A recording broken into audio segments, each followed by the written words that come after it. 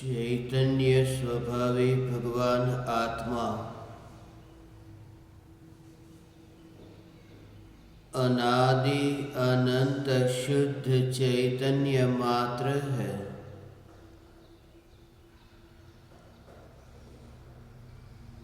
ज्ञान मात्र है। मैं शुद्ध चैतन्य मात्र, ज्ञान मात्र, भगवान आत्मा हूँ। प्रति समय यह जागृति बनी रहे। इस जागृति का नाम धर्म है। देह की प्रत्येक क्रिया के काल में और विकल्पों के बहते प्रवाह के काल में ज्ञानी को प्रति समय यह जागृति रहती है कि मैं चैतन्य तत्व इस देह की किसी भी क्रिया में और विकल्पों के बहते प्रवाह में कहीं भी मिला नहीं हूँ। ऐसा शुद्ध चैतन्य तत्व मैं हूँ। प्रति समय स्वयं की शुद्ध चैतन्य सत्ता का बोध आत्म जागृति ही धर्म है। चैतन्य तत्व की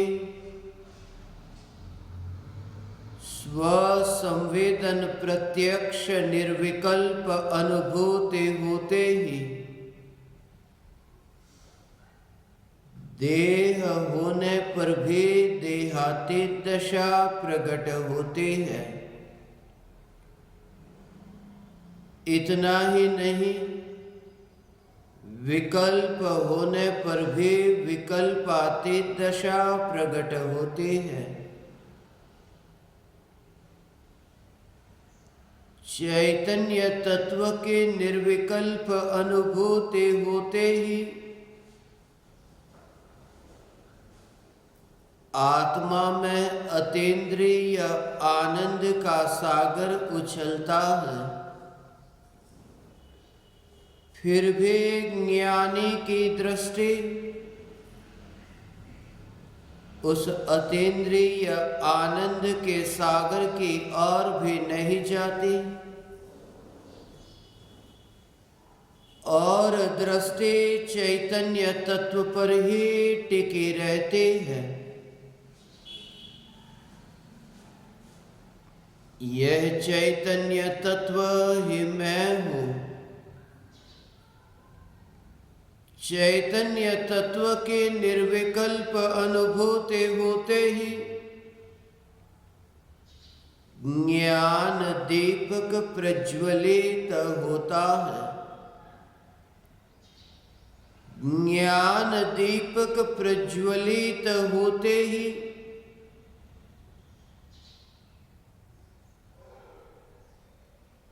ऐसे यथार्थ श्रद्धा होती है कि मैं त्रिकाल प्रज्वलित ज्ञान दीपक हूँ। चैतन्य ज्योति की सत्ता के अतिरिक्त देह रूपी मिट्टी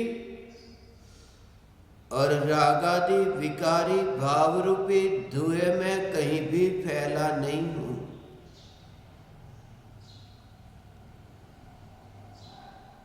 ज्ञान दीपक प्रज्वलित होते ही ज्ञानी स्वयं को राख की दीवार का पड़ोसी मानता है और मोक्ष मार्ग का मुसाफिर जानता है।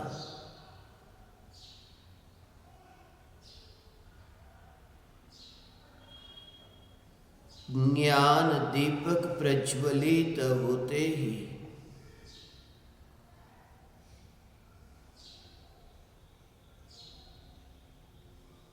अज्ञानी सर्वज्ञ होता है।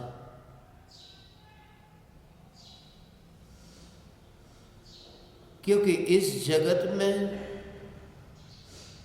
सर्वोत्कृष्ट तत्व चैतन्य तत्व है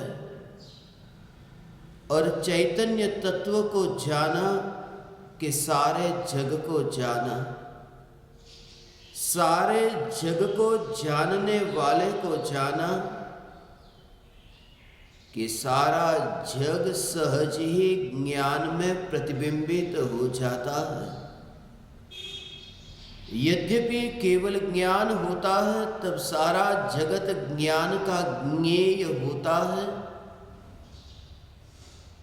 मगर आत्मज्ञान होने पर, निर्विकल्प अनुभूति होने पर ऐसी ही श्रद्धा है कि वर्तमान में भी ये जो जगत ये परज्ञेय ज्ञान में जानने में आ रहे हैं वे भी सिर्फ ज्ञान में प्रतिबिंबित हो रहे हैं।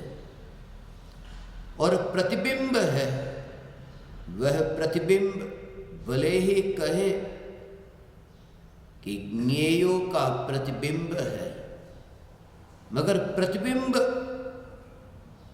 उस सत्ता स्वरूप द्रव्य का परिणमन कि वहां ज्ञेयों का अस्तित्व नहीं, उसका उसके साथ कोई संबंध नहीं। ये दोनों स्वतंत्र, परज्ञेय और परज्ञेय जहां प्रतिबिंबित होते हैं ऐसे ज्ञान की अवस्था, दोनों के बीच ऐसी स्वतंत्रता, ज्ञेय और ज्ञान की अवस्था। भूलो भले बीजू बधु चैतन्य ने भूलशो नहीं, अगणित छे गुण धर्म एना एह विसरशो नहीं। हर बात को भूलना मगर चैतन्य को मत भूलना, सब कुछ भूलना मगर चैतन्य को मत भूलना। ये सब कुछ भूलने का भाव क्या है? सारे जग को देह और देह के संयोग, यहाँ तक कि रागादि विकारी भाव, ये सब को भूलना मगर चैतन्य को मत भूलना। भाव गहरा है क्योंकि इस रचना के काल में सब का भाव भूलो भले बीजू बधू, उसे दूसरी कक्षा में लिया। दूसरा सब कुछ उसे भूलना, दूसरा जो है वो सब भूलना। भले भूलो दूसरा जो है उसे, दूसरे का अर्थ यहाँ पुद्गल नहीं। ये जब रचना हो रही थी उस समय भूलो भले बीजू बधू चैतन्य ने भूलशो नहीं, ये लिखने का विकल्प उठा। कंप्यूटर पर उंगलियां घूम रही थी, लिखने का विकल्प तरंगों की भांति उछल कूद करता हुआ यात्रा करता था। जैसे घोड़े दौड़ रहे हो, रेस कोर्स में देखा है, कतार ऐसी, एक कहे मैं आगे जाऊं, दूसरा कहे मैं आगे जाऊं। ये विकल्पों की ऐसी कतार थी। ये विकल्प कि ये लिखो, यह लिखो, यह लिखो, तरह तरह के विकल्प। भूलो भले बीजू बधू चैतन्य ने भूलशो नहीं, मगर देह की क्रिया, ये उंगलियों का घूमना और ये विकल्पों का उत्पन्न होना, जब लिखा जा रहा था उस समय ये भाव था कि ये विकल्प जिस ज्ञान की पर्याय में प्रतिबिंबित होते हैं। जैसे देखा कि घोड़े दौड़ रहे हैं और दर्पण में प्रतिबिंब पड़ता है, ये विकल्प के घोड़े दौड़ रहे हैं और ज्ञान दर्पण की स्वच्छ सपाटी पर ये विकल्प प्रतिबिंबित हो रहे हैं। और सब भूल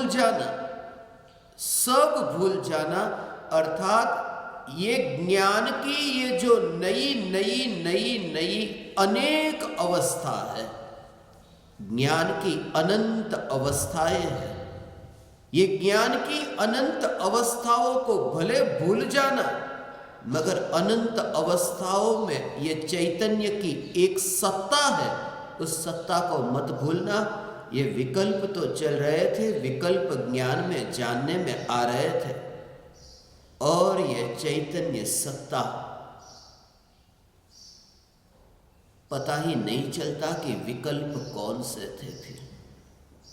इसलिए यदि लिखते लिखते रुकना हो जाए या फिर सुनते सुनते सुनने की क्रिया से रुकना हो जाए तो निराश मत होना। अंतर्मुख होकर यदि ये उपयोग पर से तीर्थंकर परमात्मा की दिव्य ध्वनि से हटे तो भी मंजूर है, क्योंकि तीर्थंकर भगवान की दिव्य ध्वनि सुनने का प्रयोजन यही है कि तीर्थंकर भगवान की दिव्य ध्वनि से उपयोग हटे और उपयोग में स्थिर हो। यही तो प्रयोजन है। भूलो भले बीजू बधु चैतन्य ने भूलशो नहीं। बीजू बधु ये जितनी भी पर्याय है, राग द्वेष की नहीं, ज्ञान की पर्याय। दर्पण की अवस्था कैसी हो रही है, अनेक अवस्थाएं हैं। उसे मत देखना, वो अनेक अवस्था है, वरना तुम्हें एक समय ऐसा आएगा कि वो दर्पण को छोड़ना होगा। अवस्था अलग है और सत्ता स्वरूप वस्तु अलग है, और अवस्था में है और सत्ता में है। रास्ते पर चले और परछाई हो, परछाई अलग है, परछाई का अपना अस्तित्व है, और व्यक्ति का स्वयं का अस्तित्व है, अलग अलग अस्तित्व है। थोड़ा झटका लगे, पर्याय का अस्तित्व बिल्कुल अलग है और द्रव्य का अस्तित्व अलग है। भले ही द्रव्य की पर्याय कही जाती है, मगर पर्याय का अस्तित्व अलग है। वो परछाई का अस्तित्व अलग है और व्यक्ति का अस्तित्व अलग है।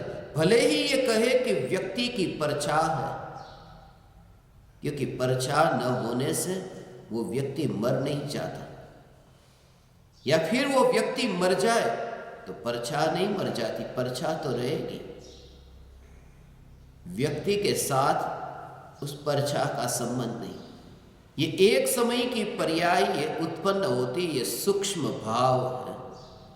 ये भक्ति तुम्हें लगती हो कि बस लोक व्यवहार में सिर्फ ये मिलान करने के लिए बनाई गई भक्ति है, मगर इसके पीछे ये गहरे भाव। अगणित छे गुण धर्म एना एह विसर्शो नहीं। यहां गणित नहीं है, इसलिए अगणित, क्योंकि ये गणित नहीं, ये विज्ञान है। धर्म विज्ञान है, धर्म गणित नहीं है। और धर्म विज्ञान नहीं, धर्म तो परम विज्ञान है, क्योंकि भेद विज्ञान परम विज्ञान है, और द्रव्य और पर्यायों के बीच में होने वाला भेद विज्ञान यही परम विज्ञान है, यही धर्म है। इसलिए लिखा अगणित छे गुण धर्म एना एह विसर्शो नहीं। अगणित छे गुण धर्म एना एह विसर्शो नहीं। पत्थर पूजा प्रतिमा तणा नहीं दीठु निज मुखड़ू। हे परम पावन आत्मा पत्थर पूजी मरशो नहीं। पत्थर पूजा पृथ्वी तणा त्यारे दीठू तम मुखड़ू। ए पुनित जनना काल जा। पत्थर बनी छुंदशो नहीं। पुनीत महाराज ने ये लिखा था। पत्थर पूजा, संतान नहीं होती है, पति पत्नी पत्थर की पूजा करते हैं, पृथ्वी तना इतने मंदिरों में जाकर के नियम लेकर आते हैं, बेटा हो, संतान नहीं है। तुम्हारा जब जन्म हुआ था तब तुम्हारे माँ बाप ने कितनी प्रतिज्ञाएं ली थी कि एक बच्चा हो तो मैं यहाँ की यात्रा करूँगा। वो सब अंदर की वेदना थी, कषायों की वेदना थी, विकल्पों की वेदना थी। वो कोई भक्ति नहीं थी, वो सिर्फ सौदा था, सिर्फ सौदा। यहाँ पर बच्चा पैदा हो, वहाँ पर मैं नारियल चढ़ाऊंगा, और नारियल चढ़ाने से जो बच्चा पैदा होगा वो बच्चा फिर नारियल जैसा ही होगा। नारियल चढ़ाने से कोई बच्चा पैदा होता? फिर भी ये मिथ्या धारणा, ये मिथ्या मान्यता। सिर्फ यहाँ इतना कहा है कि तुम्हारा जब जन्म हुआ तब तुम्हारे माता पिता ने इतनी प्रार्थना की थी तुम्हारा मुख देखने के लिए, त्यारे दिठू तम मुखड़ो। और हमने ये लिखा, पत्थर पूजा प्रतिमा तणा, पृथ्वी नहीं प्रतिमा, क्योंकि प्रतिमा ही तो पृथ्वी है, प्रतिमा ही तो मिट्टी है, संगमरमर हो या फिर पंच धातु की, मगर है तो मिट्टी। तीर्थंकर परमात्मा का देह हो या फिर हमारा देह हो, है तो मिट्टी। इसलिए ये पत्थर पूजा प्रतिमा तणा, नहीं दीठु नीज मुखड़ू। हे परम पावन आत्मा, पत्थर पूजी मरशो नहीं। पत्थर की पूजा करते करते ही मत मर जाना। पत्थर की पूजा करते करते मत मर जाना। शुभ भाव में तुम्हारा देह न छूटे, उसका भाव बहुत सूक्ष्म है। पत्थर की पूजा करते करते मर मत जाना। ये जब लिखा गया उस समय का भाव ये था कि पत्थर की पूजा, पत्थर है वह जड़ है, जड़ की पूजा करते करते मर मत जाना। और जड़ का भाव कि जब तुम्हारे आत्मा में ये विकल्प उठे कि मैं चैतन्य परमात्मा हूं, ये विकल्प जड़ है। पत्थर की भांति ये विकल्प जड़ है कि मैं चैतन्य परमात्मा हूं, ये विकल्प जड़ है। और तुम्हारी श्रद्धा की पर्याय उस विकल्प में एकत्व करके न मरे। श्रद्धा की पर्याय मरनी तो है, मगर त्रिकाली में एकत्व हो और फिर मृत्यु हो, मंजूर है। श्रद्धा का एकत्व, श्रद्धा का अपनापन, प्रत्येक समय श्रद्धा की पर्याय उत्पन्न होते हैं, मरते हैं, मगर द्रव्य का आश्रय लेकर, पत्थर का नहीं, जड़ का नहीं, राग के विकल्प का नहीं, मैं चैतन्य परमात्मा हूं, ऐसे विकल्प में एकत्व करके श्रद्धा न मरे। मरना तो है ही, कौन यहाँ सदाकाल जीने को आया? जो जन्मता है वह मरता है। इसलिए ये श्रद्धा जन्मी, इसलिए मरेगी। ये श्रद्धा की पर्याय उत्पन्न हुई, इसलिए मरेगी। मगर मरे तब पत्थर की पूजा करते करते नहीं, जड़ की पूजा करते नहीं, चेतन की पूजा करते, चेतन में लीन होकर। वहां ये कहा, काढ़ी मुखे थी कोड़िया, मोमा दई मोटा करया। मां बाप ने अपने मुंह में भोजन डालते डालते खुद निकाला और तुम्हारे मुंह में दिया।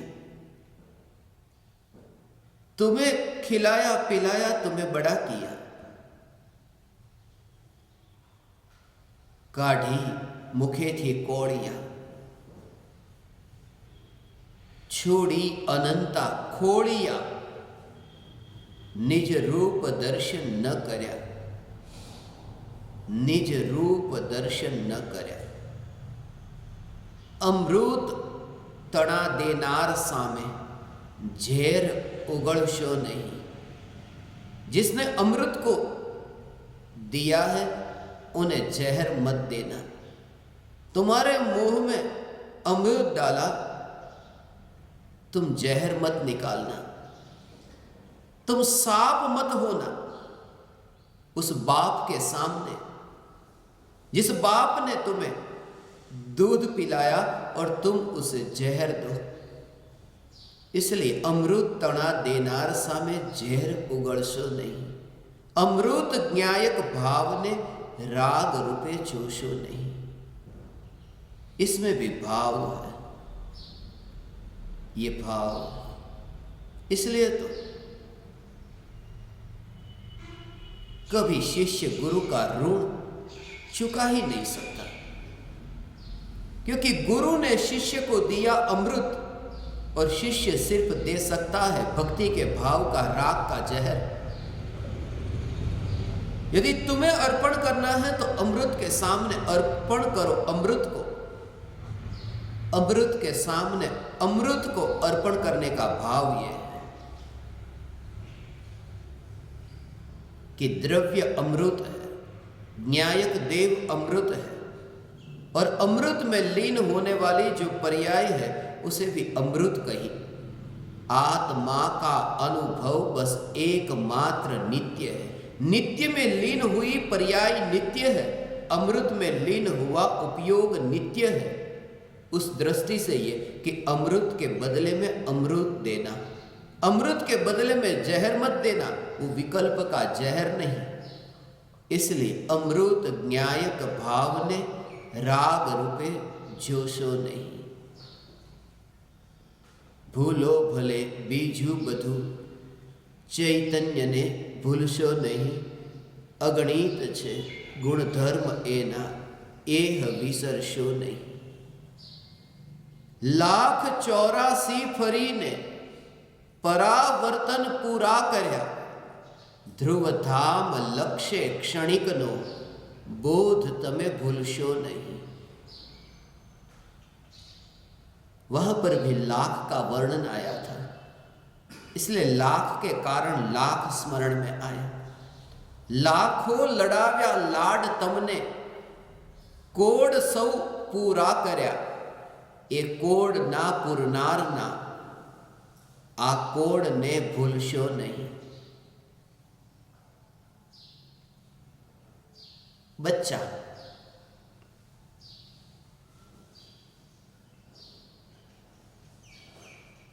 लाड़ से माँ बाप से जो भी मांगता है सब मिलता है। मांगा कि मिला, ये माँ बाप बाहर गांव जाते हैं। माँ बाप यदि बाहर गांव गए हो, बच्चा घर पर हो, कभी माँ के पास बच्चे को छोड़कर के बाप गया, याद आती है। किसी दुकान से गुजरे, लाओ कुछ लेकर जाओ बच्चे के लिए, भेंट लेकर के जाओ।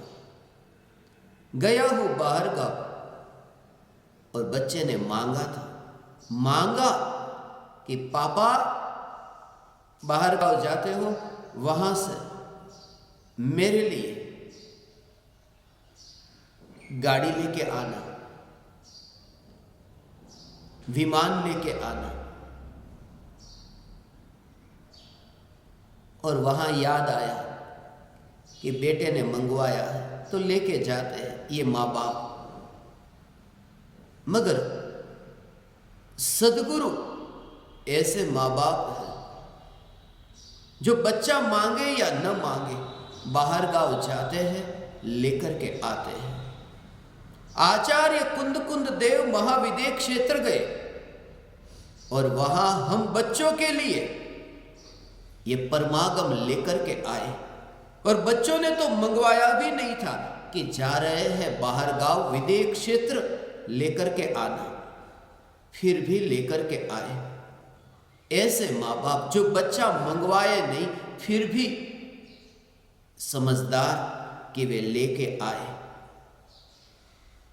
और इतना भी अहंकार नहीं कि ले तुझे मैं देता हूं, लिख करके ही वो भेंट ऐसे ही छोड़ दे। ये आचार्य कुंदकुंद देव की हम बच्चों के लिए दी गई ये भेंट है जो परमागम है। ये हमारे लिए, बच्चों के लिए आचार्य कुंदकुंद देव ने ये लाड़, लाखों लड़ाव्या लाड़ तमने, गए हैं परमात्मा के पास और लेकर के आए और दिया। कहीं पर भी जाए वो लेकर के आते हैं, कुछ देते हैं। गाड़ी नहीं, सिद्धपुर की यात्रा हो सके ऐसा ये वैभव, जिससे सिद्धपुर की टिकट खरीदी जा सके, ऐसे रत्नत्रयी की प्राप्ति हेतु आचार्य कुंदकुंद देव ने ये रचना की। आचार्य कुंदकुंद देव गए और लेकर आए, और लेकर आए उसमें उनका तो नुकसान ही है, लाभ नहीं। गए उसमें लाभ है, आए उसमें नुकसान है। और जब मैं कहता हूं गए में लाभ है, आने में नुकसान है, तब मैं ये कहता हूं निर्विकल्प ध्यान। जब निज परमात्मा में भीतर गए उसमें लाभ था, मगर विकल्प आया हमारे लिए लिखने का कि उसमें नुकसान था। जाते हैं तो कुछ लेकर के आते हैं देने के लिए। निर्विकल्प ध्यान शुद्धोपयोग में से बाहर आए कि शुभ भाव में यह शास्त्र लिखे। उनका तो कुछ भी हित नहीं, उनका तो अहित ही अहित है, क्योंकि राग से किसका हित हुआ। फिर भी ज्ञानियों की ये करुणा, कुछ भी नहीं चाहिए, फिर भी उनकी ये अज्ञानियों के प्रति ये करुणा का भाव। वरना पूज्य गुरुदेव श्री को क्या लेना था? जेब में 1 रुपया भी नहीं था। जेब में 1 रुपया तो दूर की बात, जेब ही नहीं थी, कपड़े ही नहीं थे ऐसे कि जिसमें जेब हो, कुछ भी नहीं लेना था। परम कृपालु देव को देखो, ये ऐसे 2 गुरु जिन्होंने कपड़े तो पहने मगर जिनके कपड़े में जेब नहीं है। ये दृश्य जब मैं देखता हूं तब वो करुणा मुझे नजर में दिखाई देती है, जिन्हें हमसे कुछ भी नहीं लेना, फिर भी हमारे लिए ये पुकारा,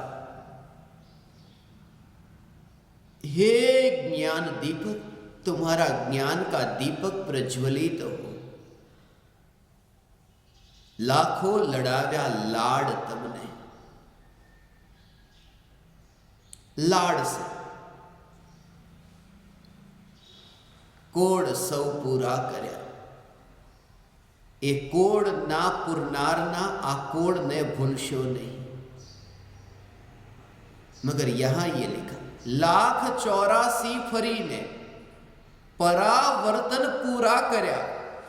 ध्रुवधाम लक्ष्य क्षणिक नो बोध तमे भूलशो नहीं। भूलो भले बीजू बधु चैतन्य ने भूलशो नहीं। वहां भी कुछ पूरा किया, यहां भी पूरा किया। 84 लाख योनियों में परिभ्रमण किया। 1,84,000 परिभ्रमण का अंत आ न सका।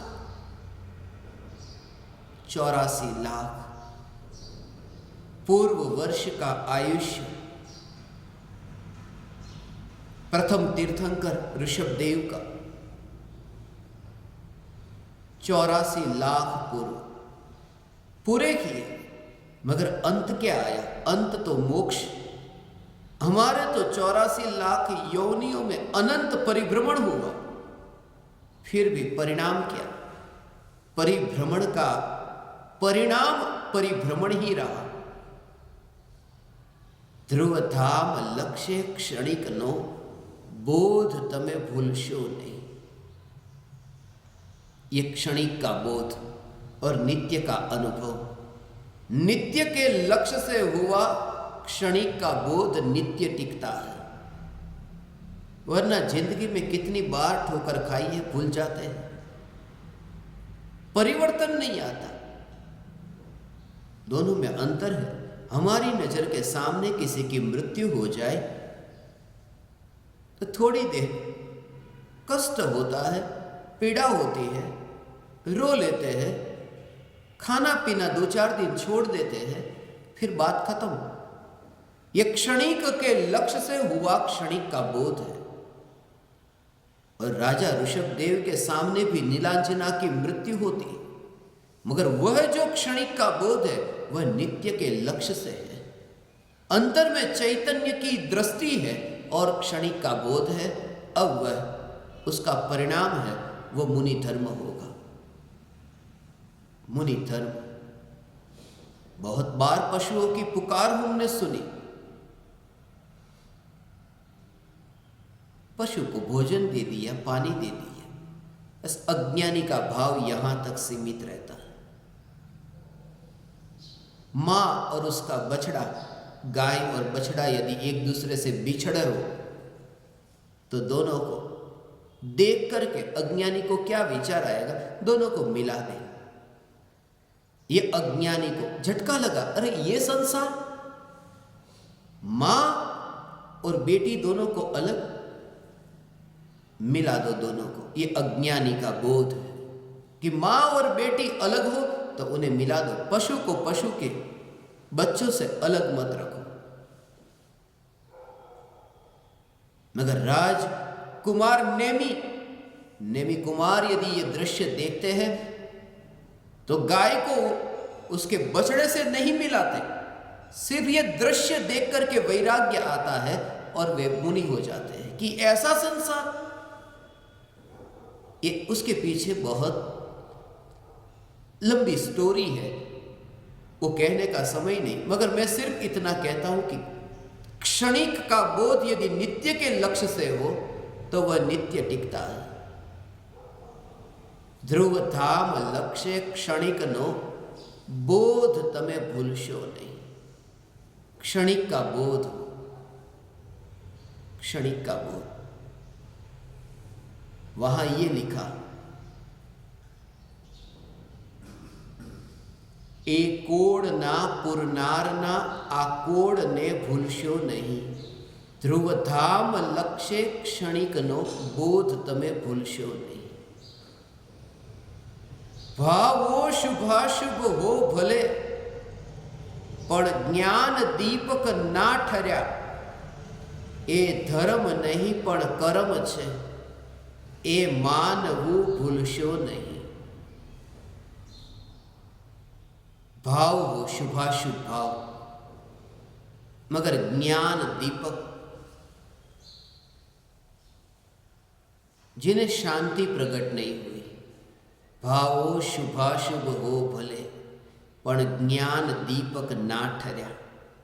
वहां ये लिखा था, लाखों कमाता हो भले, माँ बाप जेथी ना ठर्या। ए लाख नहीं पण राख छे, ए मानवू भूलशो नहीं। ए लाख नहीं पण राख छे। वहां बच्चे के लिए था कि तुम यदि लाखों रुपये कमाते हो मगर तुम्हारे माँ बाप को यदि एक समय का भोजन यदि नहीं दे सकते, तुम्हारे लाख रुपये है वे राख है। लाखों कमाता हो भले, माँ बाप जेथी ना ठर्या। ए लाख नहीं पण राख छे, ए मानवो भूलशो नहीं। धनवान चाहे कितने भी हो जाओ, मगर तुम भीतर में तो निर्धन ही निर्धन रहे। बाहर में कितने ही तुम धनवान हो। पुनीत महाराज ने ये लिखा, खुद धनवान नहीं थे, निर्धन थे, और उनकी निर्धनता के बारे में मैं आपको कहूं, मगर भीतर में वो मस्ती में मस्त रहते थे। पुनीत महाराज, उनका नाम पुनीत महाराज नहीं था, उनका नाम था बचपन में बाल कृष्ण। मगर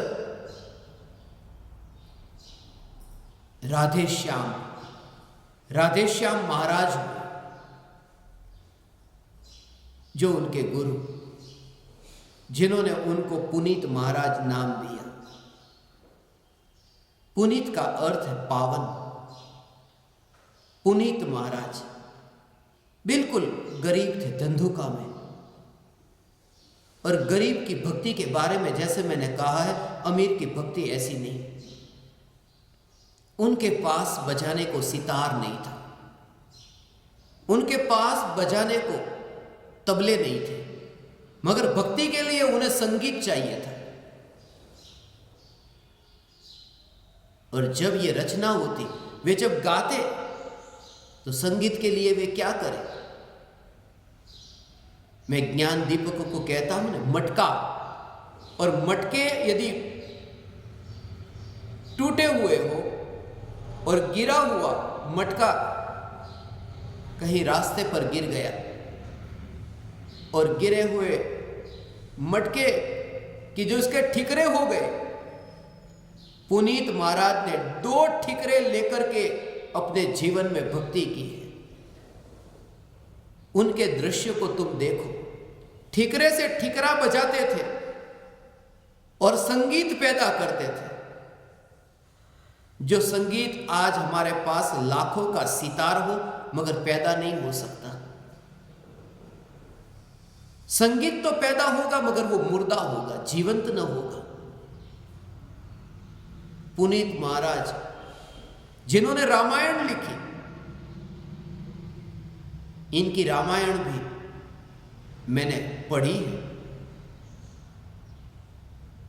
डाकोर में आप यदि गए हो, राजा रणछोड़राय, वहां पर जाकर उन्होंने 9 दिन तक रामायण सुनाई थी, राम के गुणगान गाए थे।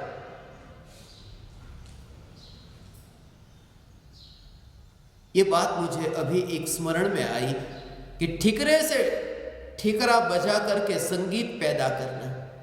मुझे बचपन की ये घटना स्मरण में आई। हमारे यहाँ भी गांव में जो भजन होते हैं, यहां पर भी मंजीरे नहीं थे। हमारे दादाजी की मृत्यु हुई, मृत्यु के बाद भाद्रपद की पूर्णिमा के दिन, और उसके बाद हर 1 महीने में पूर्णिमा के दिन हम भजन रखते थे। अब भजन में संगीत के लिए न सितार है न तबले है, क्या करें? उसके भी तो पैसे चाहिए।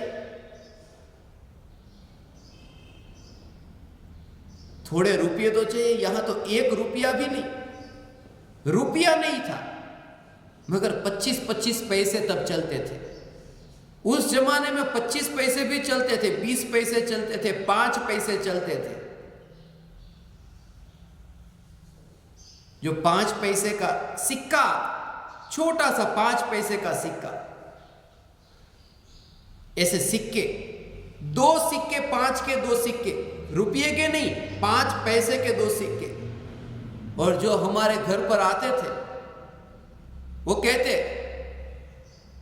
पानी भरने के लिए, कल मैंने कहा ना, दूर दूर से पानी भरकर लाते थे। वो गागर होती, स्टेनलेस स्टील की गागर, उसको उल्टा कर देते और उसको उल्टा करके 5 पैसे से उसके ऊपर बजाते और ऐसे संगीत पैदा करते, और उसका जो मजा आता, वो मजा लाखों के सितार में नहीं आता। और ऐसे नाचते ये सब, 5 पैसे में नाच, मगर 5 पैसे में नहीं है। मैं कहता हूं, गरीब के वहां जैसी मैंने भक्ति देखी, अमीरों के वहां नहीं देखी।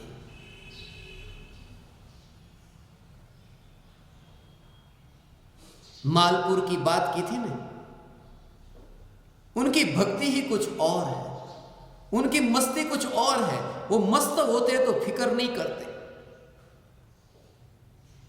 पिछले कुछ दिन से उमराला में ऐसा हो रहा है, रात को हम सो नहीं पाते क्योंकि रात को भजन होते हैं। अब भजन रात को 3-3 बजे, 4-4 बजे, कभी तो सुबह सुबह तक। और अब तो माइक आ गए। अब शहर में तो मर्यादा है कि इतने बजे के बाद में माइक नहीं चलना चाहिए। यहां तो कोई एक दूसरे की फिक्र नहीं करता, पूरी रात भर भजन चलते हैं। और किसी ना किसी के घर पे चलते तो 30 दिन में तो 20 जगह पर तो भजन चलते ही है, तो 20 दिन तक तो जागे रहो। जब मैंने कल एक व्यक्ति को पूछा ये क्या, बोले आपके प्रवचन में सुना था संभाव। संभाव, यदि हम नहीं सो सकते तो आपको नहीं सोने देंगे। संभाव, यदि हमें भक्ति का भाव आता है तो आपको भी कैसे भी करके लाए भक्ति का भाव। इसलिए जोर जोर से गाते हैं, जैसा भाव हमारा ऐसा आपका। संभाव, और वो संभाव का भाव मैंने उनको सुनने के लिए दिया। बीच में एक सत्संग हुआ था, संभाव का भाव। अगर खुद नहीं सोएंगे तो दूसरे, उनकी मस्ती, धन नहीं है उनके पास। पुनीत महाराज के पास ऐसा ही था, जो है वो सब वहां है, बाहर और भीतर ऐसा भेद नहीं, जो है वो वहां है। अमीर के वहां दो भेद है। अमीर के वहां तुम जाओ तो बैठक खाने में बैठो, असलियत पता न चलेगी, क्योंकि बैठक खाना अमीर के वहां अलग होता है और कबाड़ खाना अलग होता है। कबाड़ खाने में इतना पुराना बिना काम का कचरा वो कबाड़ खाने में पड़ा रहता है। बैठक खाने में अच्छे अच्छे शोपीस होते हैं। अमीर के वहां बैठक खाना अलग है, कबाड़ खाना अलग है। गरीब के वहां जहां बैठक खाना वहीं कबाड़ खाना, जो है वो सब वहीं पर ही है। इसलिए गरीब जो है, गरीब जितना हो सके उतना गरीब होना। गरीब होना ही धनवान होने का उपाय है। मैं ये नहीं कहता कि तुम्हारे पास बैंक में जो धन है वो अकाउंट क्लोज करके सब दान में दे दो। मैं ये कहता हूं तब जब तुम सुनने के लिए यहां बैठो तब अमीर होकर के मत बैठना, बाहर से निर्धन होकर के बैठना, वरना तुम्हें भीतर के धन का अनुभव ना हो सकेगा। बाहर का धन है ना, उसका विकल्प बीच में आएगा कि झुकने को मन राजी ना होगा। यहां तुम्हारा बाहर का धन काम में न आएगा, क्योंकि ये बनियों का धर्म नहीं है। जब मैं ववाणिया में था तब मैंने कहा था, गुजरात में बनिए को वाणिया कહેવાય છે। परम कृपालु देव ववाणिया, वाणियाना गाम में जन्म्या था। ववाणिया बनियों का वो गांव था, पाकिस्तान की बॉर्डर पास में ही है। व्यापार होता था, व्यापारियों ववाणिया। बनियों के गांव में बनिया वृत्ति नहीं थी।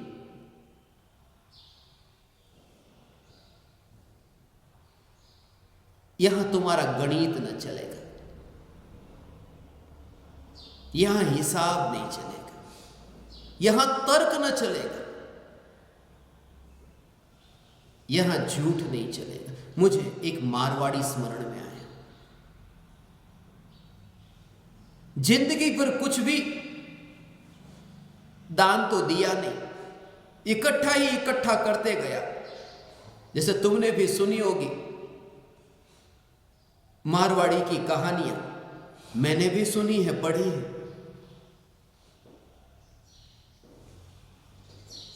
मरते समय उसने वकील को बुलाया और वकील को कहा कि मेरे पास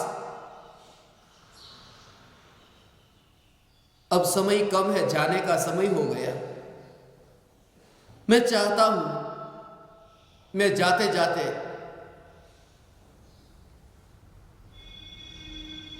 मेरे घर में जो 5 साल पुराने नौकर हैं उनको मैं 50-50 हजार बांट करके जाना चाहता हूं। वैसे भी जाना है। वकील को भरोसा ना बैठा कि ये सेठ जो जिंदगी में कभी 1 रुपया भी नहीं छोड़ते, आज ये कहते 5 साल से जो नौकर काम करते 50-50 हजार। वकील ने पूछा, सेठ जी क्या हो गया आपको, आप ठीक तो है ना? आज आप दान दे रहे 50 हजार का? बोले हाँ, इसलिए क्योंकि मेरे घर में 5 साल तक कोई नौकर टिका ही नहीं। Condition apply.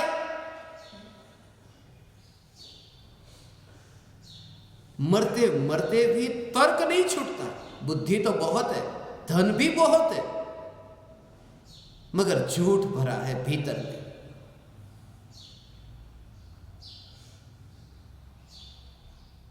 इसलिए ज्ञान दीपक मैं जीवन के अंतिम समय तक संतुष्ट हूं, इसलिए क्योंकि मैंने जिन ज्ञान दीपकों को चुना है उनमें से मुझे आज तक किसी का पता नहीं कि कौन धनवान है और कौन निर्धन। मैं ये नहीं कहता कि निर्धन को ही चुनो, धनवान हो निर्धन हो ये विकल्प ही ना उठे। प्यासा बस।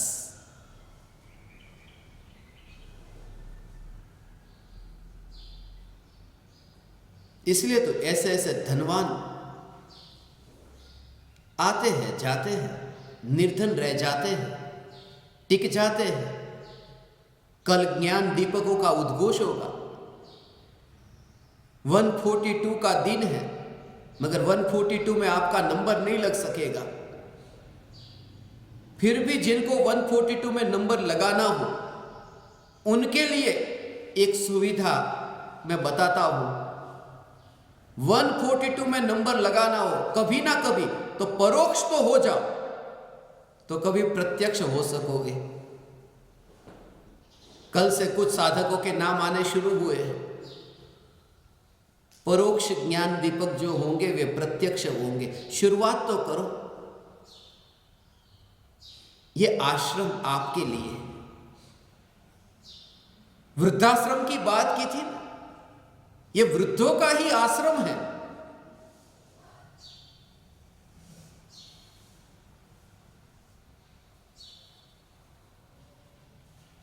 जो बेटे माँ बाप को नहीं रखते हैं वे माँ बाप यहां आ जाए, ऐसा ये वृद्धाश्रम नहीं है। ये आश्रम ऐसा है जहां बेटा आपको बुलाता है, माँ बाप आप पधारो, क्योंकि मैं आपको माँ बाप के रूप में देखता हूं और अपने को आपके बेटे के रूप में, कि आओ, ये बेटा आपको पुकार रहा है, ये बेटा आपको पुकार रहा है, आप आओ। इसलिए ये आश्रम कहूं तो आश्रम भी नाम मुझे जचता नहीं है। यहां तो जलते हुए टिकमिकाते ऐसे दिए होंगे। इस अवसर को मत गवाओ।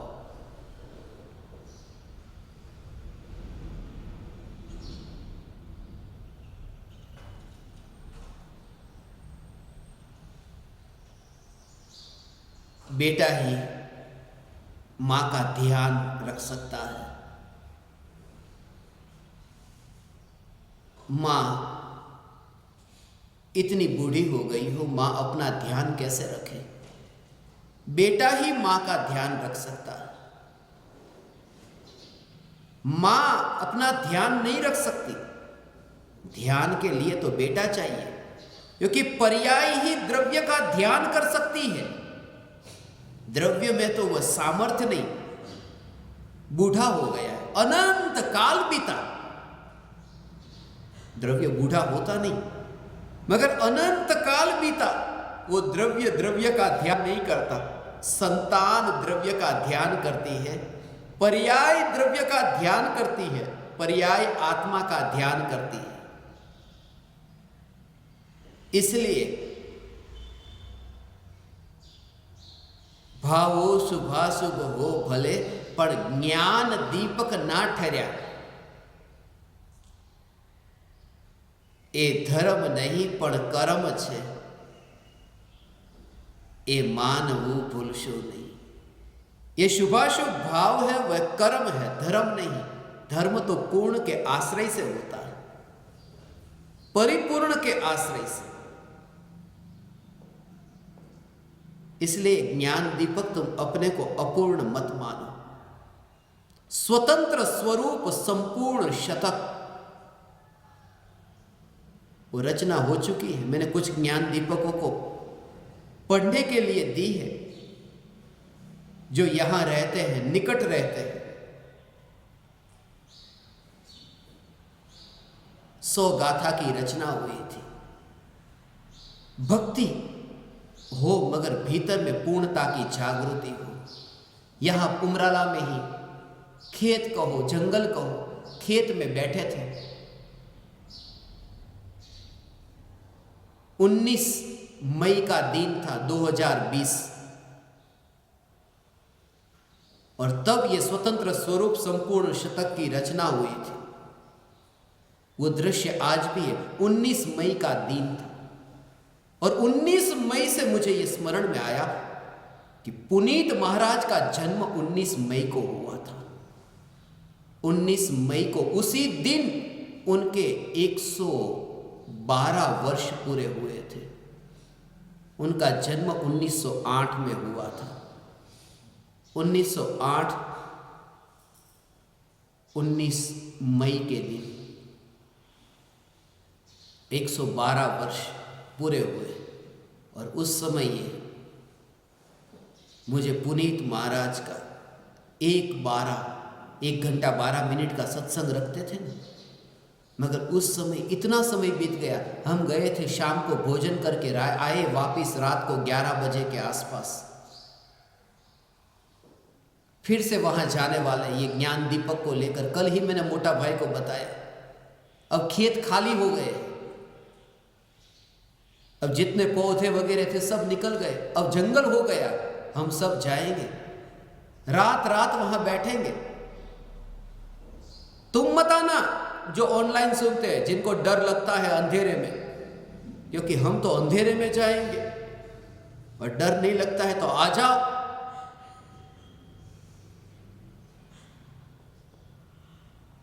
रात रात सत्संग होगा। फिर भी वो सत्संग, ए धर्म नहीं पण कर्म छे, ए मानवू भूलशो नहीं, वह भी धर्म नहीं है। आगे लिखा, पर्याय मां निज ने लहो, तमे मोह पोषण नहीं करो। जो हूं करूं तो हूं मरूं, ए सत्य ने भूलशो नहीं।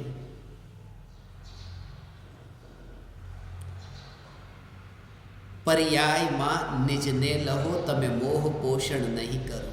संतान थी सेवा चाहो, संतान छो सेवा करो। जेवू करो तेवू भरो, ये भावना भूलशो नहीं।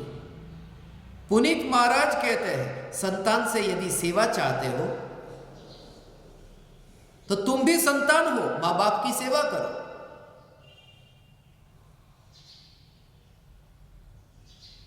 क्योंकि जैसा करोगे वैसा भरोगे। तुम भविष्य को उज्जवल करना चाहते हो तो वर्तमान को उज्जवल करो। तुम कल केवल ज्ञान पाना चाहते हो तो आज आत्मज्ञान पालो। भविष्य में यदि तुम सेवा चाहते हो तो आज तुम सेवा करो। भविष्य में तुम मोक्ष चाहते हो तो आज तुम दृष्टि मुक्त होकर दिखाओ। पर्याय मां निज ने लहो, तमे मोह पोषण नहीं करो। लहो का अर्थ है जानो। पहचानो, अनुभव करो। जो हूं करूं तो हूं मरूं,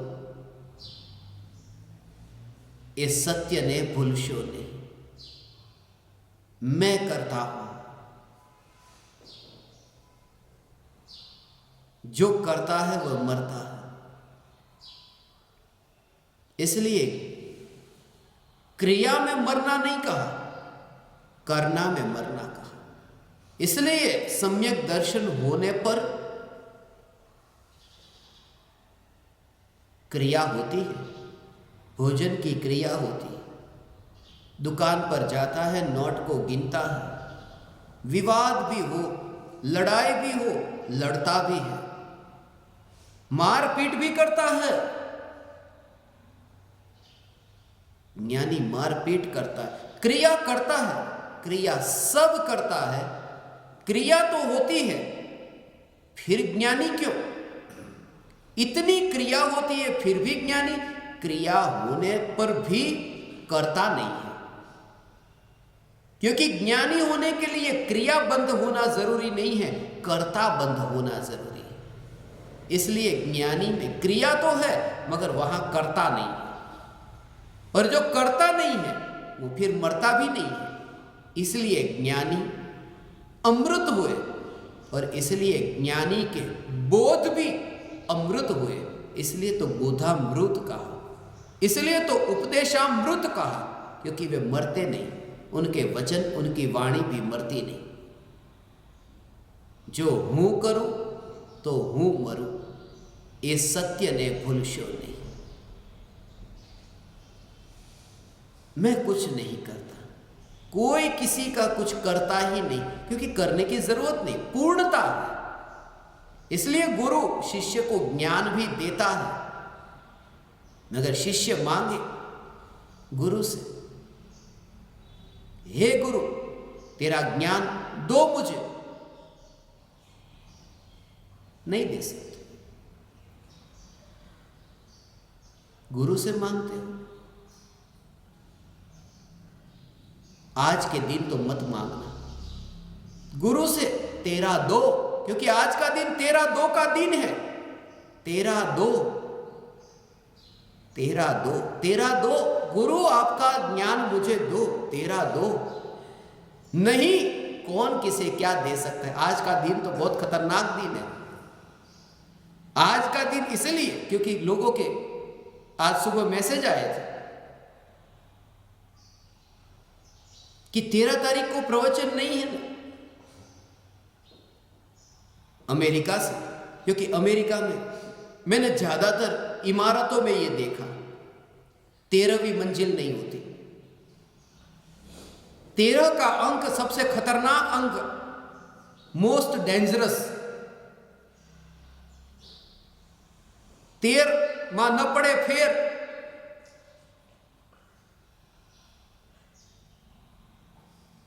तेरनो आंकड़ो એટલે खतरनाक। बिल्डिंग होती है तो बिल्डिंग में 11 होता है, 12 होता है, उसके बाद में सीधा 14। 13 नंबर की बिल्डिंग ही नहीं, और इमारत में वो मंजिल 13वीं मंजिल होती ही नहीं। 12 के बाद 14 होती, वो 13वीं, मगर नंबर 14 था। 12 से सीधा 14 नंबर होता है। तो लोगों को शिविर का डेट, दिनांक भेजी थी 12 से 14, तो बीच में डैश था, वो समझे 12 को है और 14 को है। 13 आपने भी छोड़ दिया, 12-14 के बीच में 13 तो लिखा नहीं, इसलिए आज जानबूझ करके 13 लिखना पड़ा। ये 13 भी है, जैसा मेरा है ऐसा ही 13 है।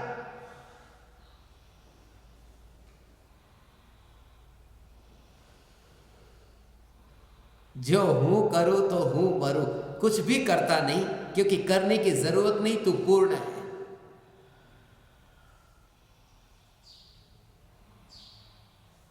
जाग्या सुई पोते अने चंदे जगाड्या आपने, नित जागता नी जात मने, भूली ने भटकशो नहीं। स्वयं सो रहे थे, और फिर जागे, और फिर चंद ने जगाया हमें, राय चंद ने, अमृत चंद्र ने, ये चंद्र ने हमें जगाया। वे स्वयं, इसलिए परम कृपालु देव स्वयं सोए थे, फिर जागे, और जागा हुआ ही तो दूसरे को जगा सकता है। अंधा अंधे का ऑपरेशन कैसे कर सकता है? आंख वाला ही आंख वाले को देख सकता है। जलती ज्योति से ही जलती ज्योति, ज्ञान दीपक प्रज्वलन हो सकता है। इसलिए जाग्या सुई पोते अने चंदे जगाड़्या आप में। वो जागना अलग है, उठना नहीं। नीत जागता निजात्म ने। अभी भले ही बिल्कुल भूले हुए लगता हो कि आत्मा का कुछ भी नहीं पता, कुछ भी आत्मा के बारे में जानते ही नहीं, मगर भीतर में वो जो जानने वाली चेतना सोती नहीं, वो त्रिकाल जागृत है। कितना भी मूड हो, स्वप्न में हो, तो भी, स्वप्न में होने पर भी वो सत्ता है, वो सत्ता सोती नहीं है। उसका चैतन्यमयी बस होना, बाहर का जो है वो स्वप्न कहा। जैसे जागा कि स्वप्न छूट गया, बाहर का सब स्वप्न झूठा स्वप्न। खलील जिब्रान हुआ, मिडल ईस्ट में लेबनन नाम का एक देश है, मैं वहां गया। खलील जिब्रान एक लेखक था, कवि भी था। उसकी एक बहुत प्यारी कहानी है। कहानी बहुत लंबी है, मगर उसका सीधा सा भाव यह है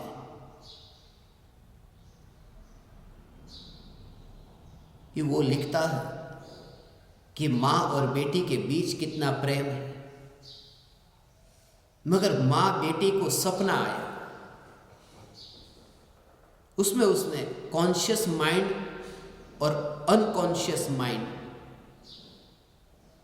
चेतन मन और अचेतन मन, उसका वर्णन किया है मनोवैज्ञानिक दृष्टिकोण से। माँ और बेटी का वर्णन उस कहानी में। दिन भर माँ बेटी से बहुत प्रेम जताती है, बेटी माँ से।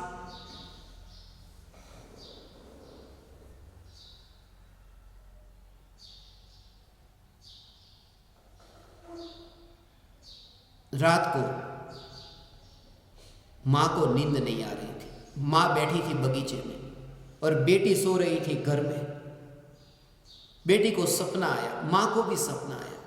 दोनों सपने में है। सपने में सत्य व्यक्त हुए बिना नहीं रहता। दबी हुई वृत्तियां सपने में आती ही आती है, व्यक्त होती ही होती।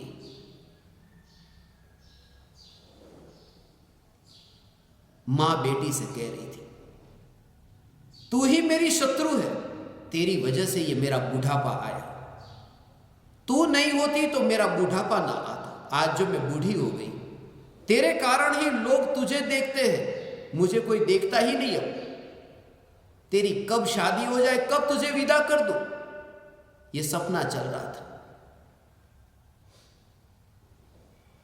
और वहां बेटी सपना देख रही थी कि मां तेरी वजह से ही मैं प्रेमी को नहीं खोज पा रही, तू ही मेरे लिए रास्ते का कांटा है, हट यहां से। कहीं मुझे घूमना फिरना हो तो मुझे घूमने फिरने नहीं देती। ऐसा सपना बेटी देख रही थी। मां को नींद नहीं आ रही थी, मां बगीचे में थी, वहां उसे नींद आ गई बगीचे में कि उसे मां को यह सपना आया और बेटी को ऐसा सपना आया। तू ऐसी है, तेरी वजह से ही मैं सुखी नहीं हूं। और मां कहती, तेरी वजह से मैं बहुत दुखी हूं। सपने में, मगर जैसे ही बेटे की आंख खुली, अरे पास में देखा मां तो है नहीं, गई बाहर बगीचे में। अरे मां ऐसी बगीचे में बैठी हो इतनी ठंड में, चलो चलो कंबल लेकर आई, शाल लेकर आई, शाल ओढ़ा दी, चलो ठंड लग जाएगी, बीमार हो जाओगी। मां ने भी बोला, अरे बेटी तू जागी क्यों, तू सोती रहे, मैं तो आ जाती, तू क्यों तेरी नींद खराब की। ये खलील जिब्रान ने ये लिखा है। बाहर और भीतर, जागते और सोते, कितना विपरीत हमारी वृत्तियां भी ऐसी है। वो तो सिर्फ एक व्यक्ति के सामने तुम हंसते हो, हंसना तुम्हारा सिर्फ ये चेहरे की जो मुस्कुराहट है वो हास्य भी हो सकता है। तुम देखना चेहरे की मुस्कुराहट वो हास्य है या फिर व्यंग्य है। કોઈ ની મજાક ઉડાડવી તો આપણે આમ હસતા હોઈએ, એમાં ખુશનો ભાવ નથી, हास्य तो है। कोई व्यक्ति ऐसा ही गरीब व्यक्ति आज पहली बार नए कपड़े पहन करके निकला है, अपन ऐसे स्माइल, हास्य, मगर वो हास्य में व्यंग है, खुशी नहीं। चेहरा तो ऐसे ही मुस्कुराहट जैसा लगता है, मगर हास्य रूप भी हो या व्यंग रूप भी हो, या फिर हंसने में एक अहंकार भी हो, या फिर हंसना एक बच्चे की भांति भी हो। यह सब में अलग अलग हो सकता है। भीतर क्या है, और ये जितनी भी भीतर की वृत्ति है, ये सब बेहोशी में, क्योंकि ये सब सपने में। इसलिए जाग्या सुई पोते अने चंदे जगाड्या आपने, ये सब मलिन वृत्तियों से छूटे और चैतन्य मात्र ये जो जागृति, इस जागृति से धर्म है। जाग्या सुई पोते अने चंदे जगाड्या आपने, और जो जगाता है वो शत्रु इसलिए हो जाता है, वरना 19-20 का फर्क होता। पूज्य गुरुदेव श्री जो पुकार करते हैं, जगत के जीवों को रुचिकर नहीं लगती, 19 बातें तो लगती, एकाध कोई नहीं लगती, मगर पूरी की पूरी सब बातें कि ये झूठे, तो कुछ न कुछ गड़बड़ है। झूठ अपने भीतर इतना है इसलिए, वरना 19-20 का फर्क मान सकते थे। ये पूरा क्यों विपरीत, क्योंकि विपरीत अपने में है। नित जागता नीचात्म ने, भूली ने भटकशो नहीं। भूला वह भटका।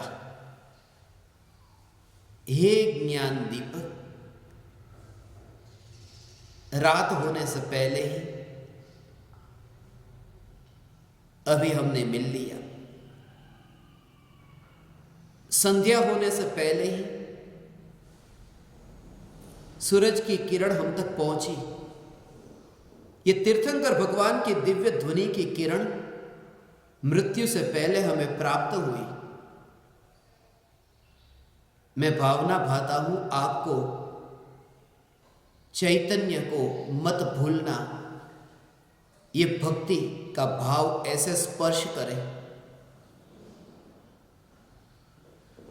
कि सारा जग भूल जाओ तो भूल जाओ, ज्ञान की अगणित अवस्थाओं को भूलो तो भले भूलो, मगर अगणित अवस्थाओं में एक सत्ता को मत भूलना। सागर की तरंगों को भूलो तो भले भूलो, मगर सागर एक है, इस दृष्टि को मत छोड़ना। और इस दृष्टि के लिए ये बालक आपका स्वागत करने के लिए यहां तैयार है। जल्दी जल्दी पधारो। अब उमराला में कोई कोरोना नहीं है, और आपको कोरोना हुआ तो उसकी जिम्मेदारी मैं लेने को तैयार नहीं, मगर हाँ, मैं फंसूंगा नहीं, मैं तैयार नहीं, मगर तुम्हें यदि रुचि है